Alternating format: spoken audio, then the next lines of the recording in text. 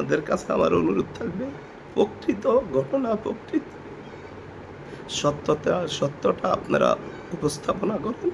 আমি এই ঘটনার সাথে জড়িত না। আমি এই ঘটনার সাথে জড়িত না। আশরাফকে ধরলে আপনারা ভুল ঘটনাই করতে পারবেন।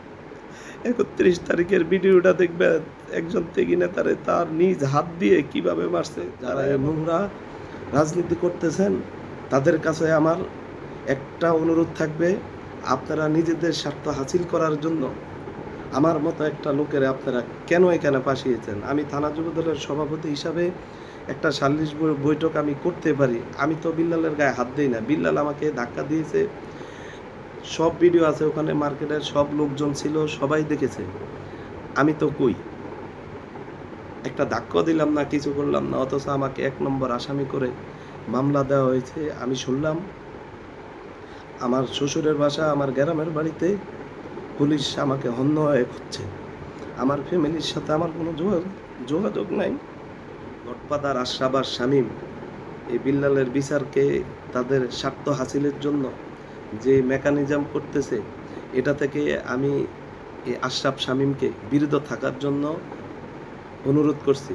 আপনারা রমনা থানা বিএনপির সভাপতি সেক্রেটারি কিভাবে হয়েছেন এটা আপনারাও জানেন, আমরাও জানি। আমি আনারকলি সুপার মার্কেটে ব্যবসা করি আজকে ২৭ বছর ধরে। মার্কেটের একটা দোকানদার বলতে পারবে না কারোর সাথে আমি উচ্চ বাক্য বা খারাপ ব্যবহার করেছি বা অন্যায় কোনো কাজের সাথে আমি জড়িত ছিলাম। মিডিয়া ভাইসহ সকলের কাছে অনুরোধ থাকবে, ইলেকট্রিক মিডিয়া এবং সংবাদপত্র ভাইদের কাছে, আপনারা জাতির বিবেক, আপনারা ওখানে গিয়ে প্রত্যেকটা ব্যবসায়ীর সাথে আলোচনা করে দেখেন। আমি আমার এই এলাকায় কোনো সাদাবাজি কাউকে করতে দেই নাই, কোনো অন্যায়ের সাথে কাউকে জড়াতে দেই নাই। এটা করতে দেই নাই দেখেই আজকে আমার বিরুদ্ধে আশরাফ শামীম সহ সবাই আমার বিরুদ্ধে অপচার করে আমাকে এই মিথ্যা মামলায় ফাঁসিয়ে নিরীহ নেতাকর্মীদেরকে ফাঁসাতে চাচ্ছে। ২২ সালের শেষ দিকে আমি এই রমনা থানা যুবদলের দায়িত্ব পেয়েছিলাম।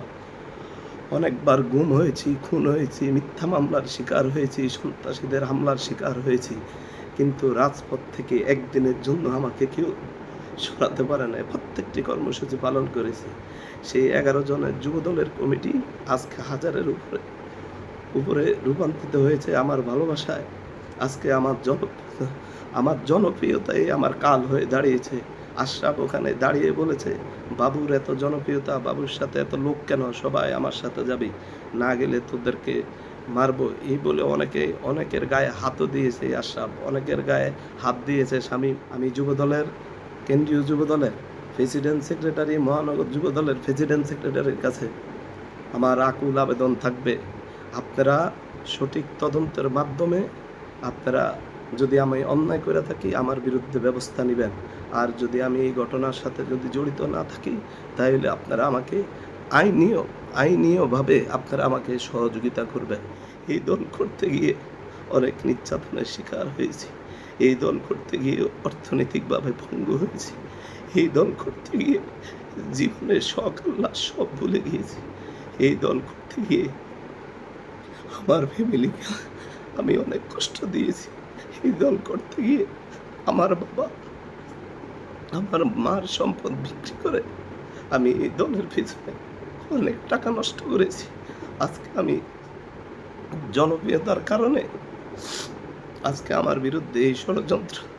তাই আপনাদের কাছে আমার অনুরোধ থাকবে, প্রকৃত ঘটনা, প্রকৃত সত্যটা আপনারা উপস্থাপনা করেন। আমি এই ঘটনার সাথে জড়িত না। আমি এই ঘটনার সাথে জড়িত না। আমার আজকে কাল হয়ে দাঁড়িয়েছে। যুবদলের একটি মিটিং করেছিলাম। ওই মিটিংয়ে আমাদের সকলে সম্মিলিতভাবে একটি সিদ্ধান্ত নিয়েছিল, যুবদল থেকে একজন কমিশনার ইলেকশন করবে। তখন সবাই বলেছে বাবু ভাইকে আমরা কমিশনার প্রার্থী করাবো। এই ঘোষণা হওয়ার পর আমার বিরুদ্ধে, যেহেতু আশরাফ ইলেকশন করবে, রুবেল ইলেকশন করবে, শামীম ইলেকশন করবে, সাবেক কমিশনার আরিফ ভাই ইলেকশন করবে, আমার জনপ্রিয়তার কারণে সবাই এক হয়ে আমার বিরুদ্ধে ষড়যন্ত্র করতে শুরু করেছে।